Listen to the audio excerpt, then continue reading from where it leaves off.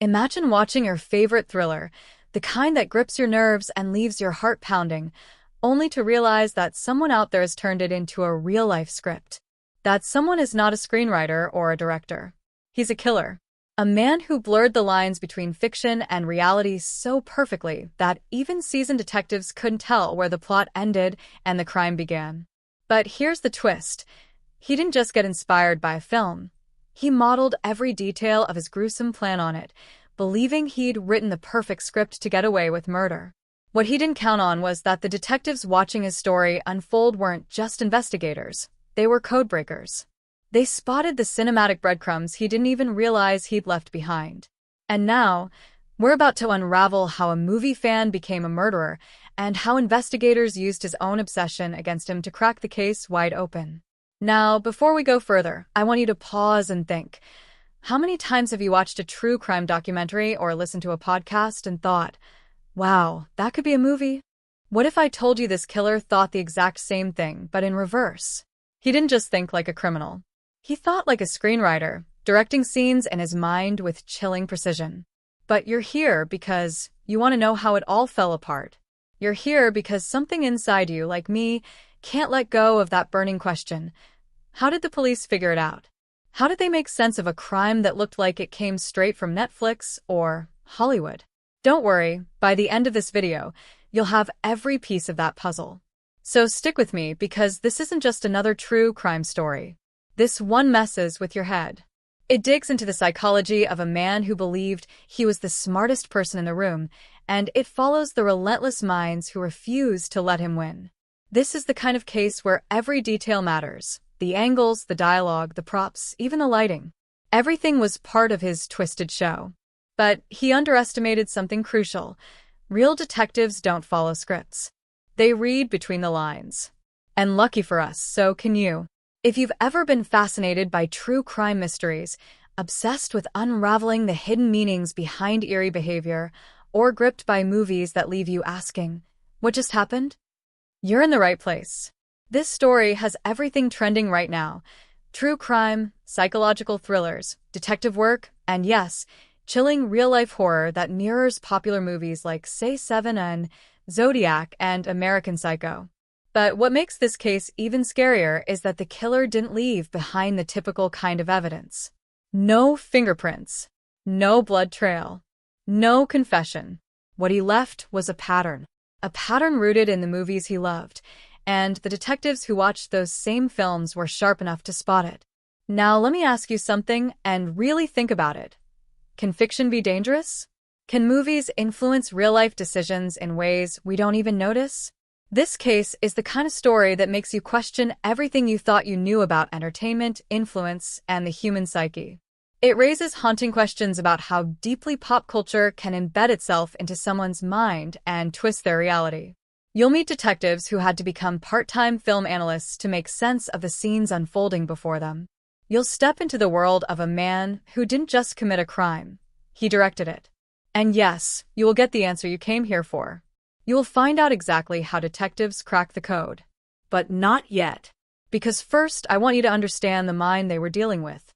I want you to walk through the darkness with me and feel the tension building with every step. This isn't just about catching a killer. It's about decoding a narrative. And right now, you and we're stepping into the opening scene. The killer's name? Not yet. The movie he copied? We'll get there. The victim? Still unknown. But here's what I can tell you. This case starts on a rainy Tuesday in a quiet suburb where nothing ever seems to happen. That night, a call came in, one that sounded routine at first. But when officers arrived, what they found looked eerily familiar, almost staged. It wasn't just the scene that set off alarms, it was the symbolism, the framing, the positioning. Someone had put thought into it, and that made it worse. Someone had rehearsed this. What the detectives didn't know yet was that they were being pulled into a deadly script already in motion. One with an ending written by a man who thought he'd committed the perfect crime. But in every great story, there's a twist, and this time, it's the killer who didn't see it coming. What set this case apart from the beginning wasn't just the eerie familiarity of the crime scene, it was the strange calm that surrounded it. There were no signs of forced entry, no defensive wounds, and nothing that screamed chaos or panic. Instead, it looked deliberate, controlled, almost too perfect. As investigators combed through the house, they couldn't shake the feeling that they were walking onto the set of something scripted. And, in a way, they were. But to understand why this scene felt so chillingly cinematic, we need to go back just a few weeks, before this murder made headlines, before detectives realized they were dealing with something far more twisted than they initially imagined. We need to take a closer look at the man in the center of this unfolding nightmare, Aaron Whitmore. Aaron was the kind of person you'd never expect to make national news, let alone end up in the middle of a viral true crime case trending across YouTube, TikTok, and Reddit. He was quiet, a little socially awkward, and deeply into film. Not just watching movies, but studying them, analyzing them, living them. If you talk to his friends, they'd tell you he was brilliant in his own way, obsessed with directors like Fincher and Kubrick, constantly quoting lines from Fight Club, The Usual Suspects, and No Country for Old Men. But underneath that surface-level passion was a man who didn't just admire psychological thrillers, he internalized them. He once told a coworker that movies were manuals for understanding people. That would have seemed like an odd thing to say back then. Now, it feels like a warning we all missed. In the weeks leading up to the murder, Aaron's behavior had started to shift in subtle but noticeable ways. He cut ties with a few longtime friends, stopped showing up to his usual film club meetings, and was seen less and less in public.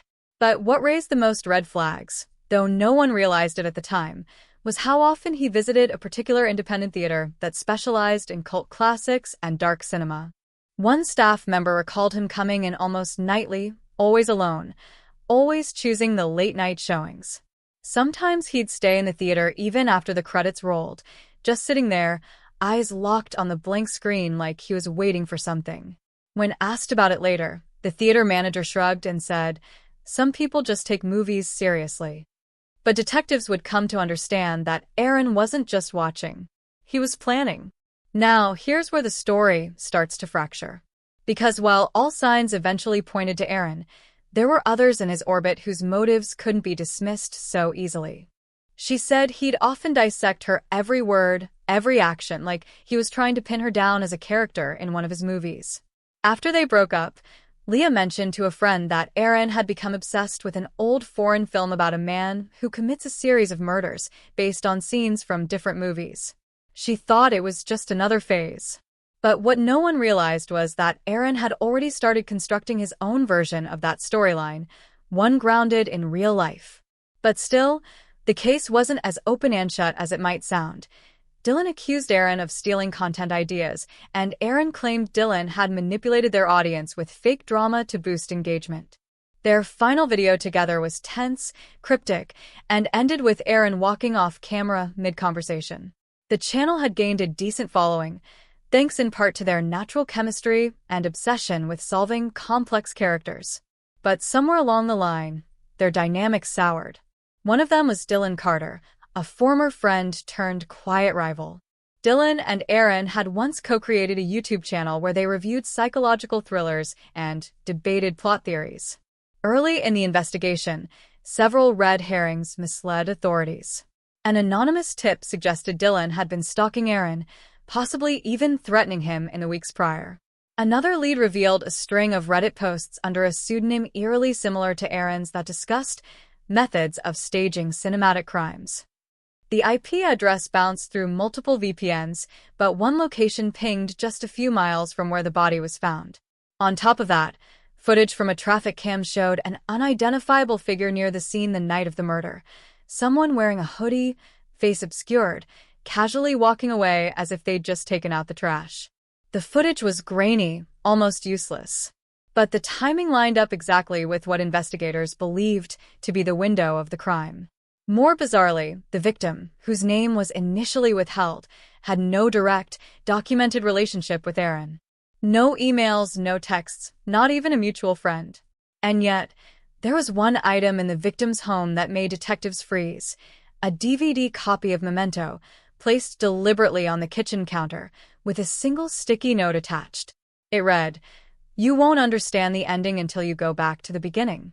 That clue unraveled everything. As detectives dug deeper, They began to see that this wasn't just a murder. It was a performance.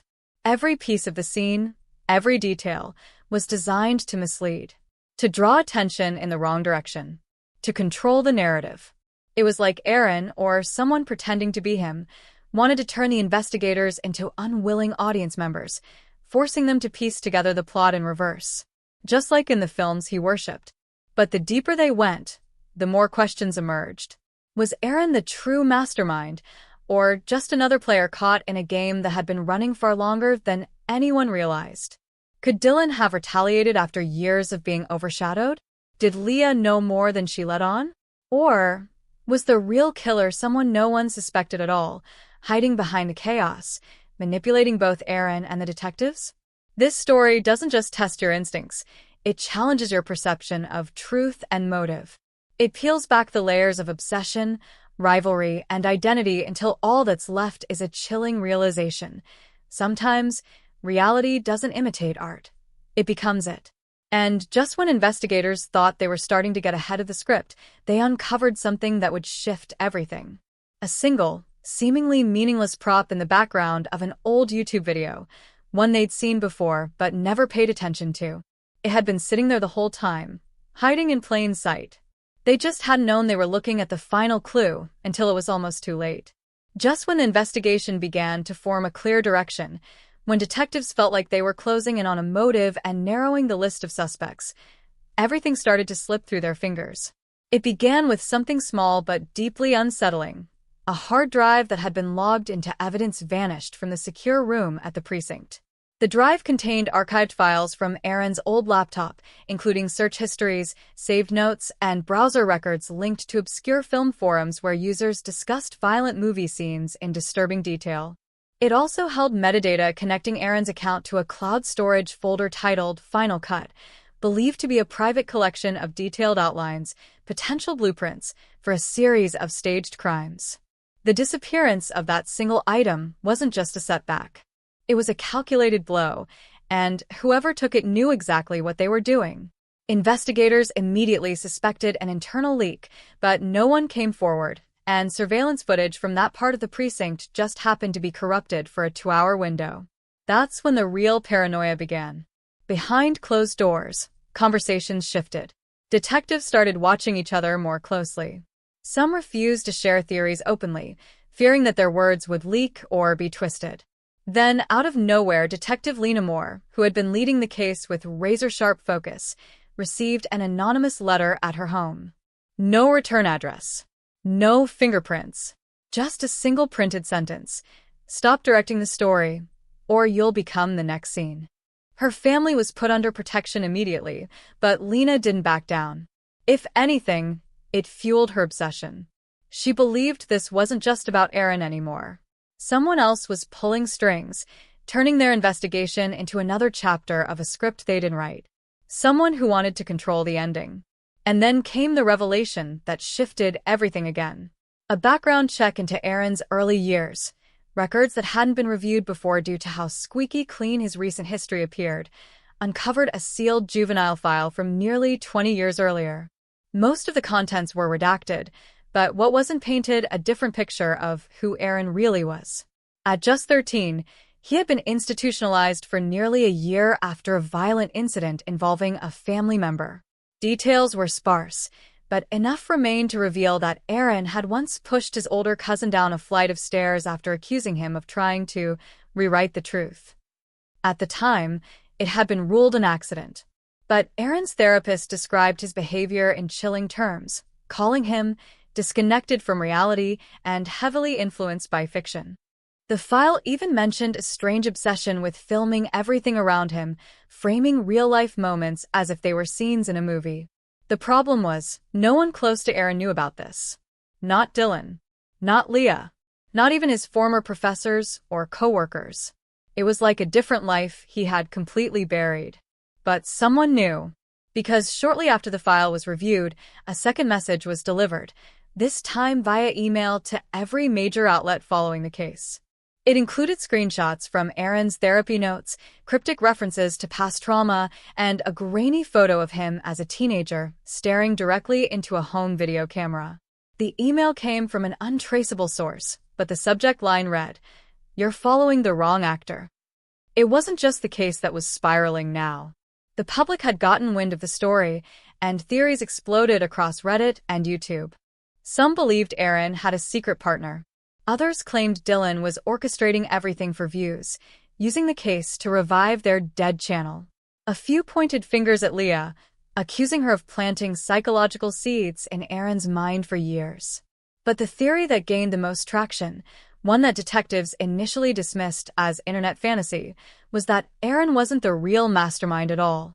That someone had studied him, manipulated him, and used his love of movies to turn him into the perfect scapegoat. The pressure was building, and the case was quickly slipping from the control of law enforcement. Then, just when they thought they'd reached a boiling point, a man named Cameron Delaney stepped forward. Cameron claimed to have gone to film school with Aaron years ago, before dropping out due to what he described as mental strain. He said he and Aaron had collaborated on a short film project, a disturbing piece about a man who fakes his own death to watch his enemies unravel. At the time, no one took the film seriously. It was raw, confusing, and never made it past the student showcase. But Cameron swore it was more than fiction. He said the entire concept came from Aaron's handwritten notebook, something he believed still existed. When pressed for proof, Cameron grew evasive. Then 2 days later, he disappeared. Vanished without a trace. No phone calls. No activity on his accounts. Just gone. And here's where things get even darker. A security cam from a gas station near Cameron's last known location captured him arguing with someone in the parking lot. The person's face was turned away from the camera, but their posture, their build, even the way they moved, it looked eerily familiar. Investigators froze the footage, compared it frame by frame with archived videos from the old YouTube channel Aaron and Dylan once ran. The similarities were undeniable. But which of them was it? Or was it someone else entirely? And as for that missing notebook, the one Cameron swore contained the blueprint for everything, it finally surfaced. But not in evidence. Not in police custody. It was posted online. By someone no one can identify. And what it revealed wasn't just a script, it was the next crime. A scene that hasn't happened yet. A murder that's already been planned down to the very last line. Just when detectives began to believe they had identified the framework of Aaron's twisted script, when they started connecting dots between the leaked notebook and real-life events, another curveball hit them straight in the face, one they weren't remotely prepared for. A woman named Marissa Green, a psychology professor at the same university Aaron once attended, contacted the precinct late one night. She had been watching the news coverage unfold like the rest of the country, convinced at first that she was just a distant bystander with a tangential connection. But what pulled her in, what forced her to come forward, was a scene described in the leaked notebook. It mirrored, almost word for word, something she had experienced more than a decade earlier, a chilling event she had kept buried, one that involved a former student who once submitted a disturbing screenplay for her review. That student, she now believed, wasn't Aaron. It was Dylan. According to Marissa, Dylan had once written a project so unsettling that it prompted a private meeting between them. The story revolved around a person faking a series of crimes using manipulated video footage, convincing both the public and police that a killer was on the loose when, in truth, the deaths were staged, or so it seemed. What disturbed Marissa wasn't just the content, but how methodical and emotionally detached Dylan was when she questioned him about it. He didn't respond like a student passionate about horror tropes. He responded like someone who genuinely wanted to know if it could be done. She reported it internally at the time, but nothing came of it. Dylan dropped out shortly afterward, and the file disappeared from the system. She never spoke of it again until now. But what made her reach out wasn't just that eerie similarity. It was a package she received just 2 days before. No return address, no postage, just left on her office desk inside a manila envelope. Inside were black and white printouts of still frames from the leaked notebook's online post, one of which featured a sketch of her. Not her name, not a mention of who she was. Just her face, crudely drawn, circled in red ink with a single word scrawled beside it. Witness. Marissa said she hadn't spoken to Aaron in years and barely remembered Dylan outside of that one submission, but now she feared she was being watched. She couldn't sleep, couldn't think straight, and couldn't ignore the feeling that someone was pulling her into a story she never agreed to be a part of. Detectives now faced a dilemma. Everything they had believed about Aaron's solitary descent into obsession was unraveling. If Dylan had been the original author of these ideas, why had the notebook surfaced under Aaron's name? And if Marissa was somehow connected, why had her likeness shown up in a supposed crime blueprint? That's when Leah, Aaron's longtime friend and the one person who had stayed vocal in defending his innocence, began to act strange. She started missing scheduled interviews with the police, dodging media requests, and refusing to speak to Dylan entirely. At first, they thought it was emotional strain. But then a detective spotted her car parked in a quiet alley downtown, exactly where another scene from the notebook had been marked as Location 6, Silence. Her excuse was vague, something about visiting a friend who lived nearby. But there was no friend listed, no call logs to back it up, and no record of anyone else in the area matching her description. When asked why she was there, she said something that raised more red flags than answers. "I think I'm already part of the story." Meanwhile, the online frenzy only added fuel to the chaos. Reddit threads were blowing up with theories that the entire case was an elaborate form of alternate reality storytelling, a live horror game where the victims and the audience didn't know they were players until it was too late. The tag, #ScriptedReality, started trending across YouTube, TikTok, and X, formerly Twitter, with influencers and amateur sleuths dissecting every scene in the notebook, trying to predict what might happen next. The most chilling theory? That the killer wasn't just reenacting movie scenes, they were casting people, choosing them based on old connections, emotional history, or how convincingly they could play a role in the narrative. And that once someone was cast, there was no escape. Then came another twist. Security footage recovered from a rest stop 2 states away showed a man who looked exactly like Cameron Delaney, the former film student who had vanished, purchasing gas in the middle of the night. But the timestamp didn't match. It was dated 3 days before he was reported missing. Investigators thought it was a mistake until a forensic tech noticed something else. The way he walked, the way he tilted his head, it didn't match Cameron. It matched Aaron. Or someone deliberately mimicking Aaron. Someone who knew they were being watched. In the trunk of the car caught on tape, barely visible through the grainy footage, was a collection of film canisters, a vintage camera bag, and what appeared to be a blood-stained script. Now the case had taken on a whole new dimension. If Aaron was still somehow in control, where was he hiding? If he wasn't, who was stepping into his role? Was Dylan manipulating everything from behind the curtain, or had someone else entirely hijacked the narrative?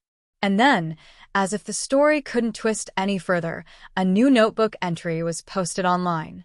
It wasn't part of the original leak.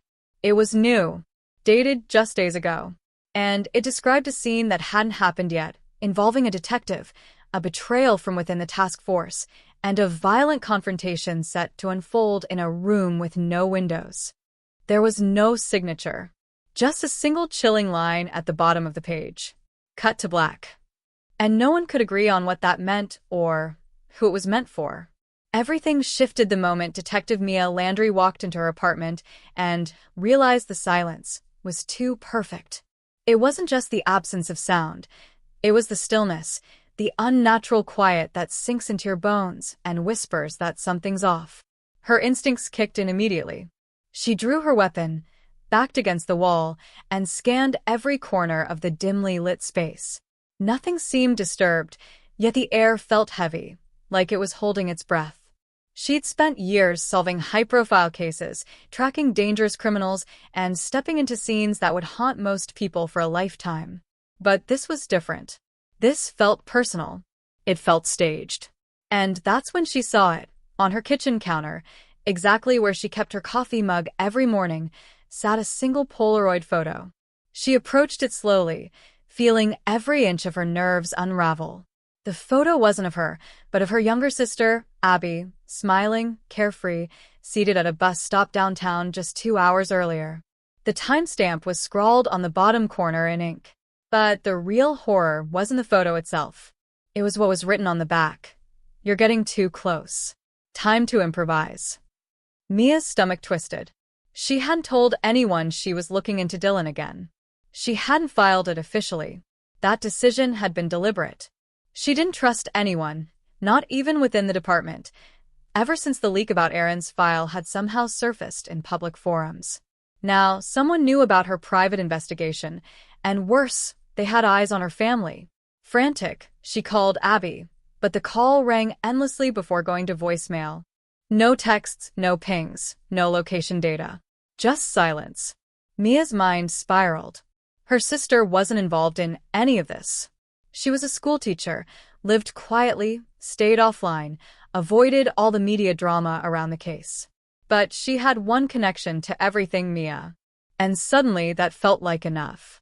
What was once a hunt for the truth had become a race against a force that was scripting her downfall in real time. The message wasn't subtle anymore. Whoever this was, they wanted her to back off. But why now?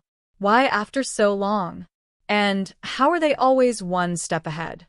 As Mia scanned her apartment for bugs or hidden cameras, her paranoia erupted into full-blown dread. She checked her laptop, wiped. Her personal files, encrypted and inaccessible. Even her burner phone, which she used solely to contact Marissa Green and track leads without going through official channels, was missing from its drawer. It was as if someone had swept through her entire life and removed every tool she had to fight back. Someone had invaded her home without leaving a trace, and worse, they'd left a message without ever stepping into the light. She tried to compose herself, but her thoughts were unraveling faster than she could catch them. Had she been manipulated into this role from the beginning? Was she, too, cast in the story the way Marissa had warned? And if so, what was her part to play? The hero, the scapegoat, or the next victim? Her thoughts kept drifting to the phrase in the new notebook entry, "room with no windows." Could that be metaphorical? Or literal? A place meant for silence, for final scenes? She checked the official database again, hoping maybe, just maybe, a new clue had emerged. But instead, she found something that made her breath catch in her throat. A newly uploaded video had just gone viral, trending on YouTube under real killer footage and leaked crime scene clips. It showed a dimly lit room. No windows, just a single chair in the center. A figure sat slumped forward, barely visible, their face obscured. But what made it horrifying wasn't just the imagery, it was the audio. A voice, digitally distorted, narrating calmly as if reading from a screenplay. Scene begins with a detective who thinks she's chasing the villain. But the twist? She's been helping write the ending all along. The video ended with a static burst and a single line on the screen. "We're live." Mia didn't sleep that night. She stayed by the door with her weapon in hand, every creak and pop of the building heightening her anxiety.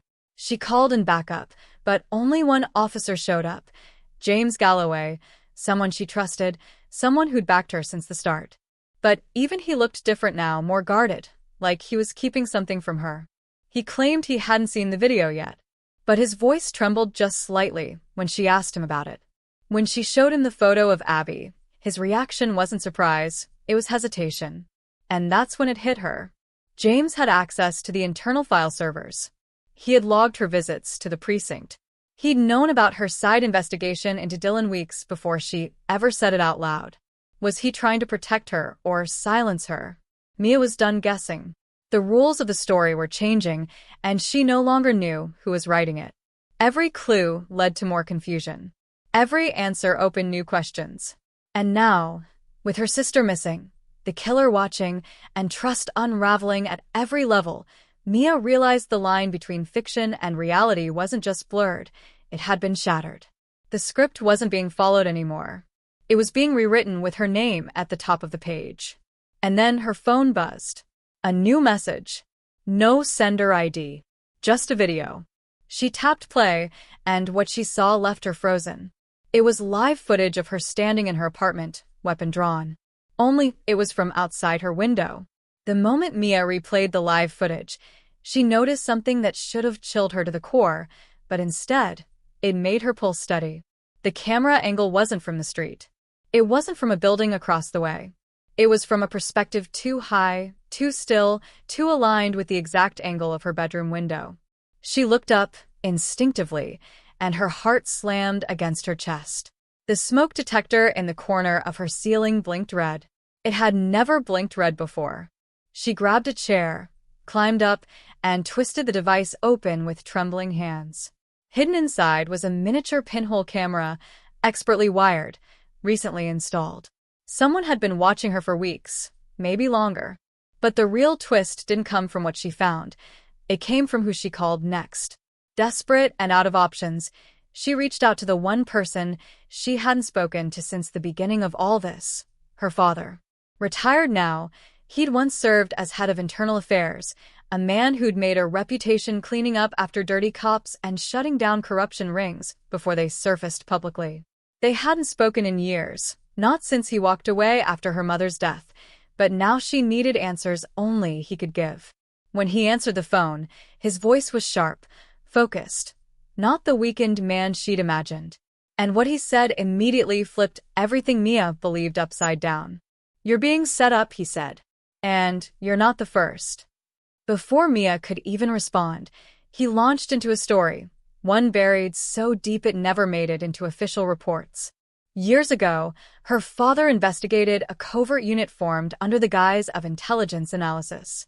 They called themselves Project Vanguard, an experimental task force using behavioral profiling, predictive data models, and simulation software to pre-identify potential threats.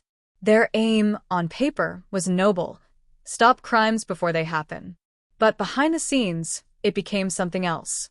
They began planting stories, manufacturing events, manipulating suspects into playing roles they didn't even know they were cast in. The line between surveillance and psychological warfare was erased. And when one of their targets went rogue and exposed the operation, they shut everything down, or so everyone thought. Her father had tried to blow the whistle, but the fallout was catastrophic. Files were wiped, reputations erased, and one of the operatives, an expert in media manipulation and narrative control, vanished completely. His name was Dylan Cooper. The same Dylan she believed had modeled a murder after a movie script. But what if that wasn't the whole truth? What if Dylan wasn't the killer, but the scapegoat? What if he was cast in a role just like her? Suddenly, Mia's investigation looked like a mirror. Her actions had been predictable, even expected. Every move she made, every question she asked, every file she accessed, someone had already accounted for it. She wasn't solving a mystery. She was following breadcrumbs in a maze designed for her. Her suspects weren't chosen randomly. They were handpicked to distract, to mislead, to shape the story around her choices. Even the viral video, the threatening photo of Abby, it was all part of a larger structure. A simulation of reality so immersive it blurred into real life. The message wasn't just to stop digging. It was a warning.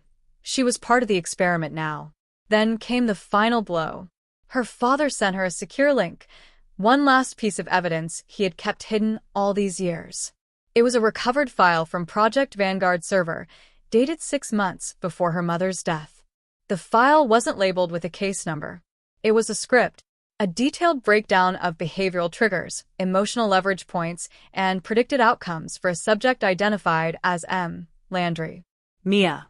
And at the bottom, under the analyst's notes, was a single name: James Galloway, her partner. Her only ally. The man who showed up when no one else did. The moment shattered her. The fear, the paranoia, it wasn't madness. It was the truth scratching its way to the surface. James hadn't just known about her investigation, he had engineered it. He had been feeding her just enough truth to keep her moving, subtly shaping her responses, tracking her steps, even staging the exact moments that would push her deeper into the story they wanted her to live. But why? What was the endgame? Was she just a test subject, or was there something even darker behind this orchestration? Her fingers hovered over his contact, torn between calling him out or walking away for good. Then her screen lit up with an incoming call from him, almost like he could sense her doubt. She answered in silence, letting the heavy, quiet stretch. He spoke first, voice calm, steady, too controlled. "Mia," he said softly, "don't go to the warehouse." She didn't respond. Couldn't. Every cell in her body wanted to scream. Instead, she whispered, "How long have you been lying to me?" A long pause followed. Then he exhaled. "It wasn't all a lie. Just enough to keep you on track." His words burned. It wasn't a denial. It wasn't even an apology. It was confirmation. Every clue, every dead end, every convenient piece of intel, it had been part of his script, not hers. She tried to keep her voice steady, but it cracked with betrayal. "You were supposed to protect me, James. Not play me." "I am protecting you," he said, and this time his voice was sharp, desperate. "You're not supposed to be part of this. You weren't supposed to dig this deep. It was never meant to go this far." "But Abby," Mia began, and that's when he cut her off. "She's gone." It pointed to an abandoned warehouse on the industrial outskirts of the city, a place long forgotten, swallowed by weeds and graffiti and memories no one wanted to keep. She knew going there could be a trap. It felt like a trap. But what choice did she have? Abby might still be alive. And if there was even the smallest chance of saving her, Mia had to go. But before she could leave, she knew she had to face the one person she dreaded most, James. The man she had trusted, leaned on, and maybe even loved at some point. Before she could process it all, her phone buzzed again. This time no video. No audio. Just a string of numbers. A GPS coordinate. And one line of text. "Abby's final scene begins now." The entire story had flipped, and nothing, absolutely nothing, could be trusted anymore. Silence. The kind of silence that doesn't just fill a room, it invades your lungs and squeezes your heart. But Mia refused to believe it. Not without proof. She demanded to know everything. Why Abby was targeted, why Mia had been manipulated, and what James's real role in all of this was. That's when he gave her an ultimatum. Walk away now and everything would go back to normal. No more surveillance. No more threats. Her name would be cleared. She could have her life back. Or keep digging and risk becoming the next ghost in a story no one would ever hear. The decision gutted her. This wasn't a simple case anymore. It was a moral cliff edge. On one side was self-preservation, her safety, her future, the illusion of peace. On the other was truth, raw, brutal, and possibly fatal. But there was more at stake than just her own survival. Abby's disappearance wasn't just a data point in someone's file. It was real. Mia could feel it in her bones. She thought of Abby's laugh, her stubbornness, her strength. If Mia turned her back now, she'd be allowing this invisible system to win. To rewrite the ending. And maybe, worst of all, to erase Abby completely. So she made her choice. She got in her car and drove, her hands white-knuckled on the steering wheel. Every red light felt like a warning. Every dark alley passed like a shadow from her past. As she neared the warehouse, she saw a black SUV parked down the block, engine off, windows tinted. Watching. Waiting. She kept driving past, parked 2 streets over, and continued on foot through the back alleyways. Her mind replayed everything James had said, over and over, like a broken reel. And somewhere deep inside, a new fear bloomed, not just that she'd been used, but that maybe she was never the main character in this story at all. Maybe she was just another pawn being moved by someone she hadn't even met yet. She crept through a hole in the fence behind the warehouse, the silence inside thick and suffocating. Rusted catwalks loomed overhead. Broken machinery cast eerie shadows. And then, she saw it, an old projector rigged to a timer, casting a looped video onto a wall. It was Abby. Not present-day Abby, but a video from a year ago. Laughing. Happy. Recorded without her knowing. Mia walked toward it like she was in a trance, and that's when the voice echoed behind her, distorted, robotic, and all too familiar. "You were never chasing the truth, Mia. We were chasing you." She spun around, but no one was there. Just a speaker dangling from the ceiling. The realization hit like a sledgehammer. This wasn't just about Abby. This had never been about one missing person or one scripted murder. It was something bigger, more orchestrated. And somehow, she had just stepped into the final act. Only now, She wasn't sure who was writing the ending, or if she'd survive long enough to read it. The warehouse smelled like dust and rusted metal, the air thick with the kind of silence that screams something terrible is about to happen. Mia's pulse hammered in her throat as she backed away from the flickering projection of Abby's old video. The voice that had just spoken to her, calm, cold, calculated, still echoed in her ears. Whoever had orchestrated this mess hadn't just been following her, they had been planning around her. Every step she took, every move she made, had been anticipated. Worse, it wasn't just James anymore. Someone else had been pulling strings, someone higher, someone she hadn't even begun to suspect. Then she heard footsteps, slow, deliberate, crunching against broken glass somewhere above her. She pressed herself against the wall, scanning for exits, anything to give her a second's advantage. And then, out of the shadows, stepped Caroline, her boss, her mentor, the one person Mia still trusted. The one person who had told her to be careful, to watch her back, to trust no one, all while lying straight to her face. Mia felt her stomach drop. You, her voice cracked, disbelief wrapped in heartbreak. Caroline didn't even flinch. I told you to stop digging, Mia. You should have listened. Mia shook her head, trying to understand how deep this really went. Why? What is this? Why Abby? Why me? Caroline stepped closer, and for a moment, her face softened, not with pity, but with inevitability. Because you were the perfect bait. Smart enough to chase breadcrumbs, emotional enough to take the bait, and stubborn enough to walk straight into the lion's den without ever questioning who left the door open. It all clicked at once. The files that went missing from her computer, the way certain leads had mysteriously dried up, how Caroline had always seemed to appear right when Mia hit a dead end. She hadn't been helping her. She'd been steering her. And the reason? Abby had stumbled on something massive. Not just a murder or a rogue operation, but a data-leveraging network buried deep within the justice system, an underground exchange of criminal records, manipulated video evidence, and behavioral algorithms used to eliminate targets under the illusion of justice. Abby had discovered the blueprint. And Mia? She was being used to burn the bridge and erase the trail. But there was something Caroline didn't know. Mia hadn't come alone. Earlier that morning, when everything started spinning too fast, Mia had reached out to someone from her past, someone she never thought she'd trust again, Lucas, Abby's ex, the hacker who had gone off-grid years ago after blowing the whistle on a corrupt surveillance contract. He hadn't answered right away, but when he did, all he said was, "If you're really ready to learn what Abby died for, bring everything to the warehouse. And be prepared to choose who you save." Now, as Caroline raised her hand and pointed what looked like a remote device, something that could erase the hard drive Mia had hidden in her bag, Mia's phone buzzed. A single message from Lucas. "They're watching from the northeast tower. Make a distraction." "I've got the feed." Mia's heart pounded. Everything was unraveling too fast. Caroline had taken a step too far. Lucas had finally come through. And the footage Abby died to protect might still have a chance to see daylight.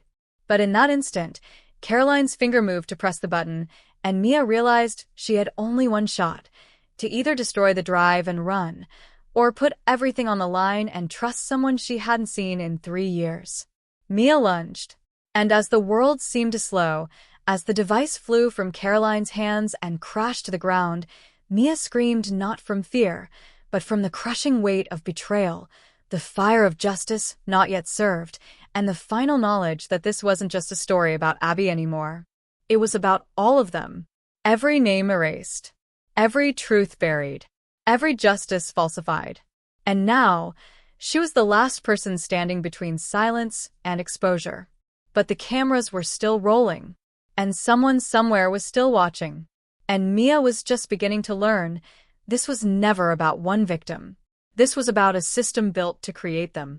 The storm outside had finally broken, pounding the warehouse rooftop with relentless sheets of rain, each thunderclap shaking the steel beams like a ticking countdown. Inside, the makeshift command center that Lucas had cobbled together flickered with encrypted data, redacted files, and video overlays stitched from stolen surveillance feeds. Mia stood at the center of it all, the corrupted puzzle finally forming a complete picture. The operation Abby had discovered wasn't just a rogue database or a black market for digital profiles. It was a covert behavioral manipulation experiment funded by an untraceable arm of the justice system and managed by an international security conglomerate.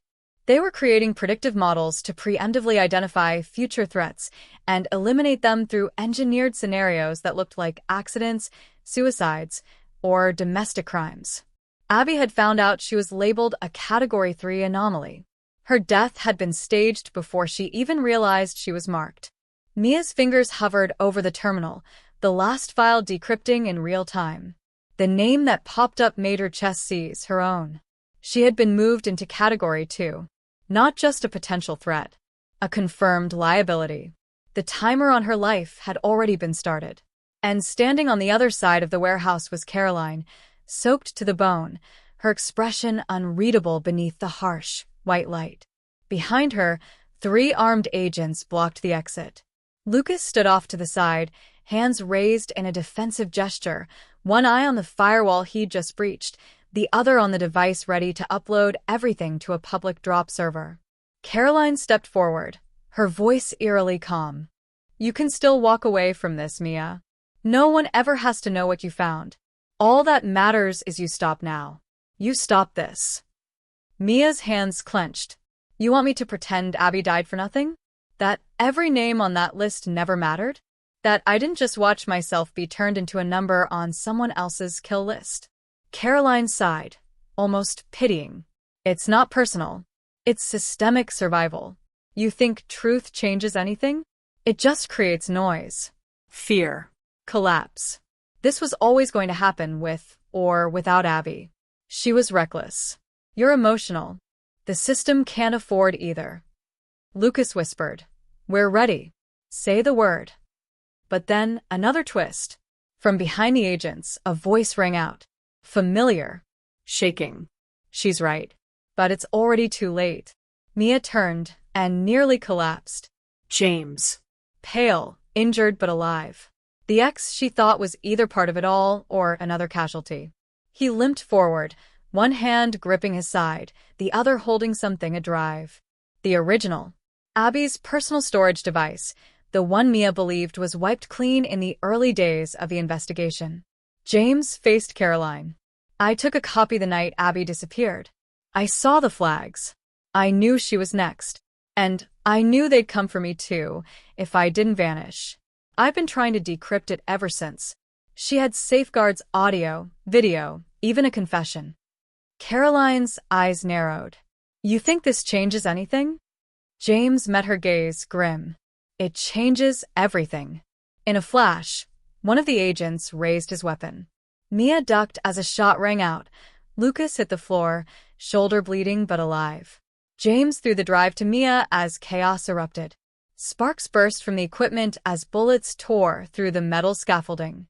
Mia scrambled behind a desk, clutching the drive like her life depended on it, because it did. Lucas, still conscious, slammed his palm down on the upload terminal and shouted, "Now, Mia, plug it in." She didn't hesitate. The drive clicked into place. A surge of light lit up the warehouse monitors. Files, footage, names, classified projects, all of it pouring onto the dark web. Irretrievable. Unstoppable. Caroline screamed, lunging for the cord. Mia tackled her to the ground, rage and heartbreak exploding in her chest. It wasn't just about revenge. It was about Abby, about every name that had been buried under the illusion of order and control. The fight was brutal, no strategy, just raw desperation. Caroline managed to grab a shard of glass, slicing Mia's arm, but Mia struck back, disarming her and pinning her down. And then, sirens. Not from the agents. Real ones. Lucas had triggered a beacon from the system, alerting external channels. The cavalry wasn't coming to save them. They were coming to silence everything. But the files had already gone viral. Social feeds were lighting up. Independent journalists were sharing the story. Caroline realized it too late. In the final seconds before agents breached the building, James looked at Mia, blood staining his shirt. "You did it. But they're not going to stop." Mia nodded, breathless, trembling. Then neither will I.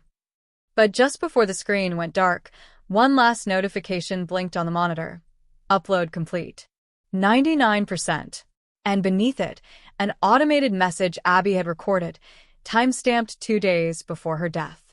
If you're watching this, then the system failed to stop you. Or maybe it made you. Either way, everything you need to know is in the last folder. The one no one's opened. Because it has your name on it. Mia stared, frozen.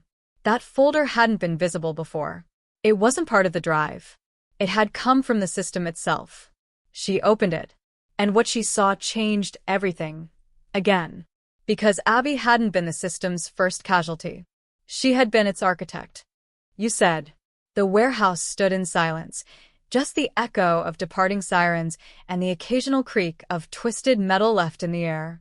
Mia sat slumped against a cold steel beam, her arm hastily wrapped in a strip of cloth torn from her shirt, eyes still fixed on the screen that had burned Abby's name into the digital fabric of the world. It was over. Or at least the part she could control was.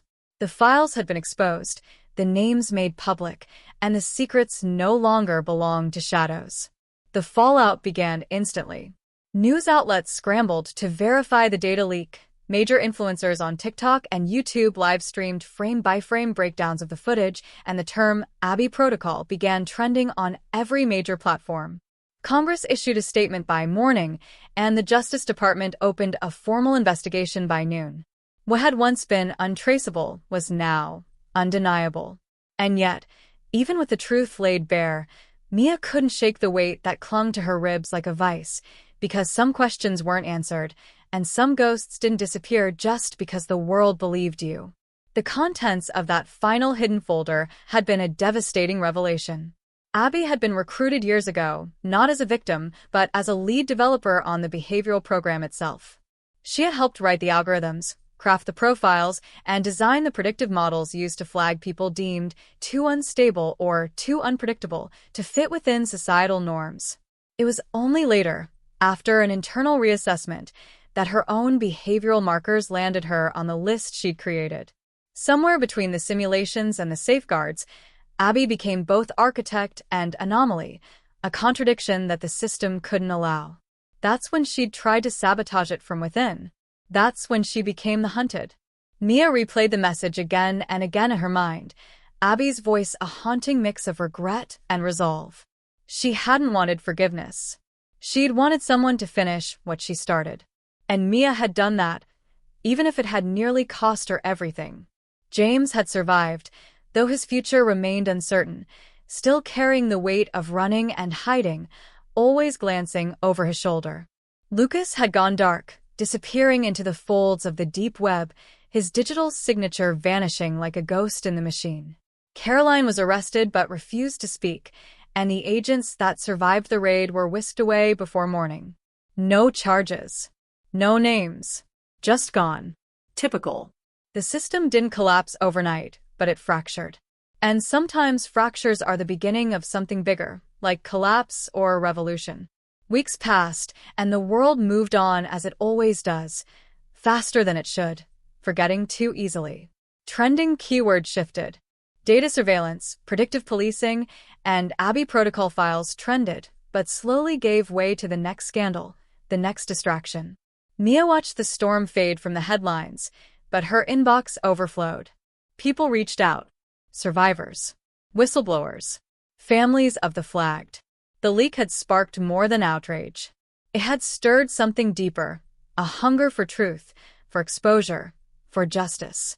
And it became clear that Abby's story wasn't a conclusion. It was the first chapter in a much bigger reckoning. On a quiet Sunday morning, Mia walked through Abby's old apartment, untouched since the day she disappeared. The air smelled of dust and lavender, and the only sound was the soft rustling of old paper files and the distant hum of traffic outside. She sat at Abby's desk, fingers tracing over a photo of them from college, back when everything still felt simple and safe. But there was no going back to that world. And maybe that was the point. Sometimes the only way to find peace is by stepping fully into the chaos and owning it.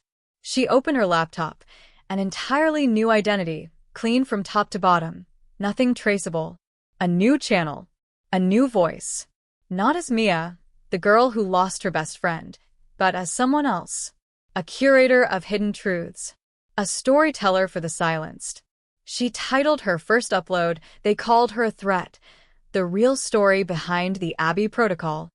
She clicked record, took a deep breath, and spoke, not just to tell a story, but to make sure it was never forgotten.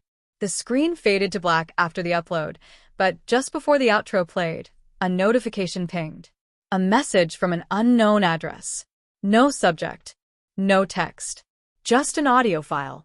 Mia hesitated, then clicked play. A mechanical voice whispered, "This was never about Abby.